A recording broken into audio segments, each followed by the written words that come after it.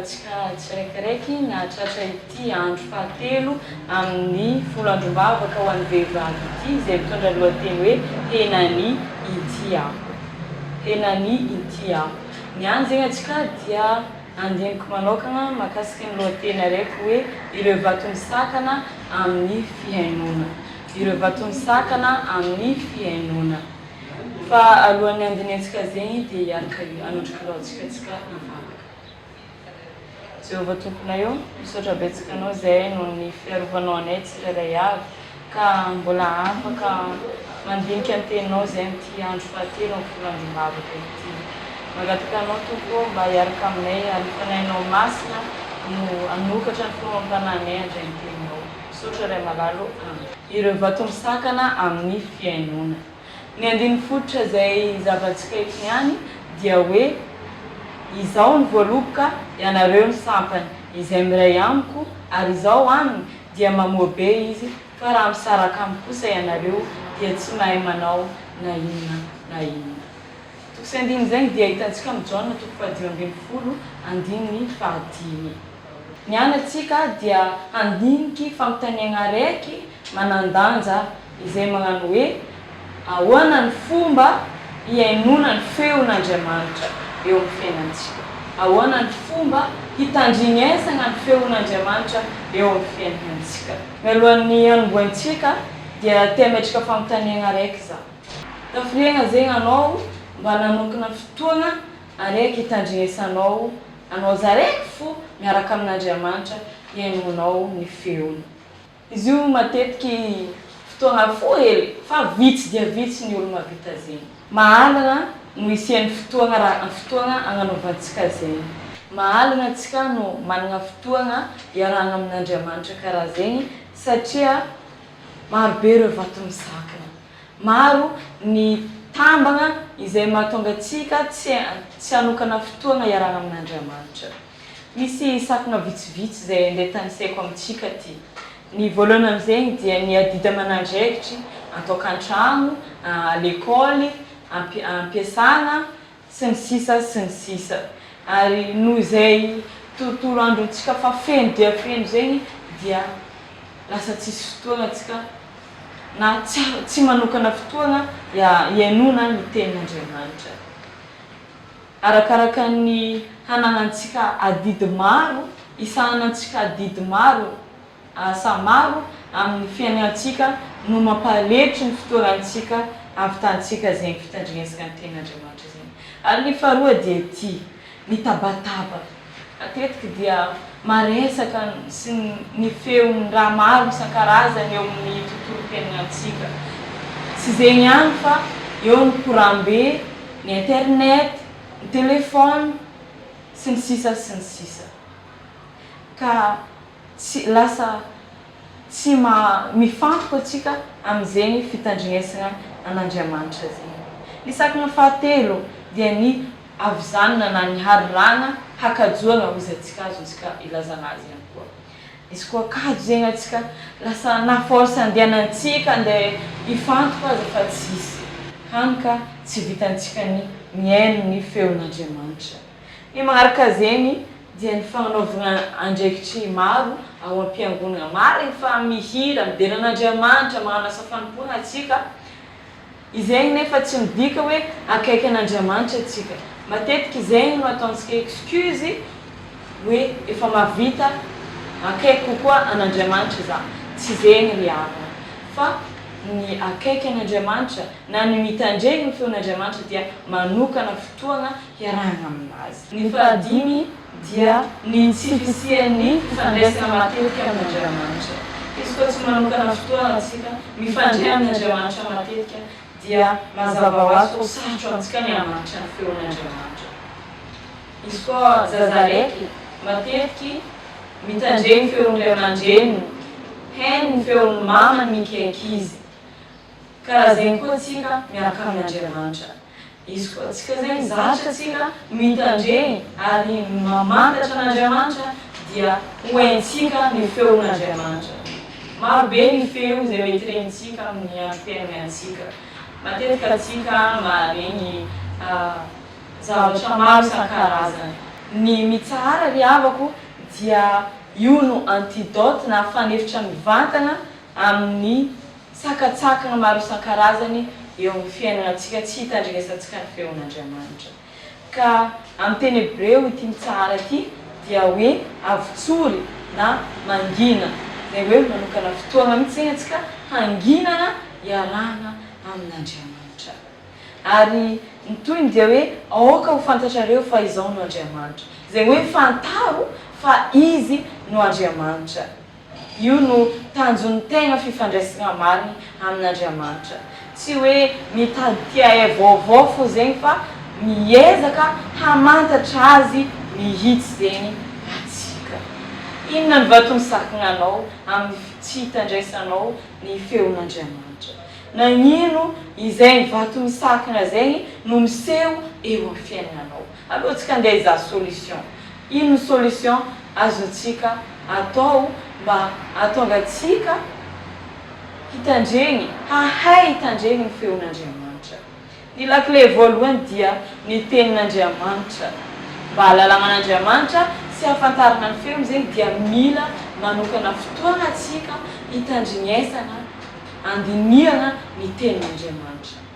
Izy koa mandinika ny tenin'Andriamanitra zegny atsika ry havako dia mazava ho azy fa ho zatra hifandray aminazy ka hoentsika ny feon'Andriamanitra miresaka amintsika na minitra vitsy ihany aza.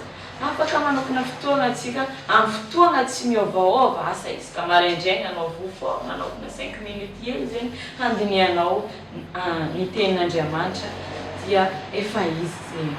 Satria ambaran'ny Salamo 117:5 dia hoe fanilo ny tongotro sy fanazavana ny lalako ny teninao.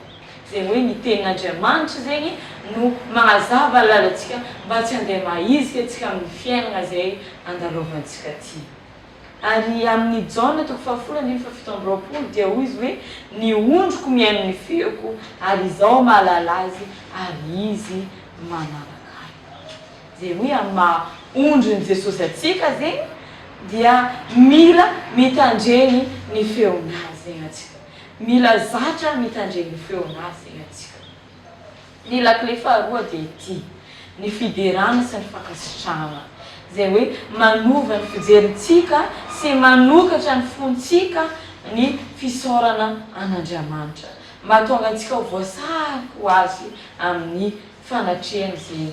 Ary ho avy eo Andriamanitra hiatrika atsika amin'ny fotoana zay hitandrenesantsika ny feony ka ho fantatsika fa Andriamanitra izy mikorana. Salamo 100:4 hoy izy hoe midira eo amin'ny vavahadiny amin'ny fisaorana ary eo an-kianjany amin'ny fiderana, misaora azy mankalazany anarany. Izegny no lakile magnabiana ny varavarana makeo amin'ny fanatrehan'Andriamanitra. Ny lakile fahatelo dia ny vavaka. Iny tegna zava-dehibe. Tsy ilay hoe atsika mivavaka mikorana aminazy fo zegny fa mangina ihany koa zegny atsika. Atsika zegny asantsika mivavaka igny dia manokana fotoana hely, minitra vitsy hanginana hitandrinesana ny feon'Andriamanitra. Eto no tegna tokony ahaizantsika ny feon'Andriamanitra mikorana amintsika. Mangina hely zegny atsika, manokana fotoana fohy atsika mivavaka manamailina igny dia eo atsika mitandreny ny feon'Andriamanitra, mikorana amintsika. Ka alohan-dramantsika zegny fahaolana zegny. Amin'ny Salamo 1:20 dia manambara fa mitsahara ka aoka ho fantatrareo fa izao no Andriamanitra. Abakoka 2:1 hitsangana eo ambonin'ny fitazanako aho, hiahitako izay ho lazainy amiko. Eto zegny atsika dia mahafantatra ary hahay ny feon'Andriamanitra izy koa mitsahatra vohona atsika hitsahatra angina hitandreny azy. Feny dia alohantsika hiezaka hanokana fotoana araiky isan'andro izay ahafahantsika mitony hitandrenesana ny feon'Andriamanitra. Ary alohantsika hametra ireo zavatra maro izay mety vato-misakana tsy ahafahantsika hanana fotoana hitandrenesana ny feon'Andriamanitra. alô oferantsika ny tabataba, ireo feo maro isan-karazany zay mety anakinantsika tsy hitandregny ny feon'Andriamanitra. Ary alô koa zegny atsika hiaro ny fotoana izay iarahantsika amin'Andriamanitra mba tsy ho voahelingeliny. Ilay fotoana kely izay efa natokantsika ho an'Andriamanitra igny dia alô izy igny mba ezahantsika ny hifantoka amin'izay fotoana izay ary tsy agneky ho voatabataba amin'izay.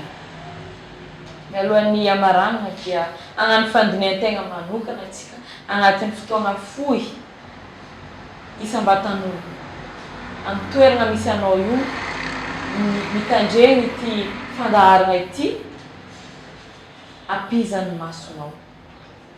Anontaniao Andriamanitra, akipio ny maso, ino aby ny vato-misakana eo amin'ny tsy ahafahako hitandregny ny feonao Andriamanitra. Ino ny vahaolagna ahafahako miala amin'izay. Ino aby ireo raha tokony ataoko, raha tokony hovako eo amin'ny fiainako. Alohantsika samy isaintsaigny. Pokony Psitoko 7:20 manambara fa indro efa mitsangana eo am-baravarana aho ka mandondona. Raha misy mihaino ny feoko ka mamono varavarana dia hiditra ao aminy aho ka hiara misakafoana ary izy aho. Alohantsika riavana mba hitandregny feon'Andriamanitra. Hiaino ny feon'Andriamanitra, hamantatra ny feon'Andriamanitra atsika. Manantona an'Andriamanitra dia hanantona anareo izy. Ka alohantsika hanantona azy. Alohantsika hanantona azy fa miambina izy. Miambina atsika izy. Efa eo am-baravarana izy mandondona. Efa nagnano premier pas Andriamanitra fa anjaratsika sisa no hanantona azy. Maneky ve ianao hanantona an'Andriamanitra? Ho fampiarana zegny dia alohantsika hanatanteraka ity teny ity hoe calme. Calme dia misy soratra C, A, L, M ary E. Ny C dia hoe connexion na fifandraisana. Mahatsiaro fa eo Andriamanitra. Izy koa tsy eo Andriamanitra dia tsisy raha vita. Araka ny hitantsika tamin'ny Jaona 5:15 teo iny dia mila fifandraisana amin'Andriamanitra tsika tsiraikaraiky. Ny A dia hoe agitation na korontana. Mila mamantatra ireo sakatsakana eo amin'ny fiainantsika izay efa feno dia feno ny emploi du temps-tsika. Fa mila fantarintsika hoe aiza mireto misakana izay azoko leferiny mba ahafahako mitandregny ny feon'Andriamanitra. Manasa antsika mba hitsaratra zegny araka ny voambaran'ny Salamo 1:7-10 teo iny. Ny L dia lumière de la parole na ny fahazavana teny. Araka ny hitantsika tamin'ny Salamo 1:115 teo iny fa nilontongotra sy fanazavana lalana ny tenin'Andriamanitra. Zegny hoe izy koa mba tiantsika zegny mba hazava tsy handeha mahizika amin'ny fiainana aty dia alohantsika hiezaka handinika ny tenin'Andriamanitra isan'andro isan'andro. Ahalalantsika ny feon'Andriamanitra ary afaka ho azy ny vato misakana eo amin'ny fiainantsika. Ny M dia ny murmure dans le silence. Murmure dans le silence na bitsibitsika anatin'ny fahangina. Mitologna amin'ny tabataba sy ny arahana atsika. Kajo amin'ny famoronana fahanginana zegny no hitolomantsika izegny. Mila mamoro ny fahanginana atsika ndraikindraiky tsy azontsika sakanana ny tabataba, ndraikindraiky tsika tsy afaka hiambina satria mety tsy ahita fotoana atsika koa hiambina ny toerana zay misy atsika hangina, zay atsika vo hitandregny ny feon'Andriamanitra. Fa nefa azontsika atao ny mitologna amin'izegny apiza badana ny sofiny miezaka atsika mifantoka tanteraka amin'Andriamanitra. Na dia eo azy ireo tabataba maro isan-karazany dia alohantsika hifantoka amin'izay fotoana zay fanomezantsika an'Andriamanitra. Ny E dia entrer dans la louange na miditra ao amin'ny fiderana. Mila misaotra an'Andriamanitra zegny atsika. Alohantsika hidera azy satria nosokafany antsika ny varavaran'ny lanitra mba hatonga ny fontsika atsapa ny fanatrehana. Araka nambaran'ny Salamo 1:1 teo iny. rehefa marana izao fotoana izao hiavaka dia matetika Andriamanitra no mikorana amintsika amin'ny fomba tsotra mba hanomezana antsika hevitra na fandresen-dahatra na malena ny vavikantsika na manolo-lalina antsika.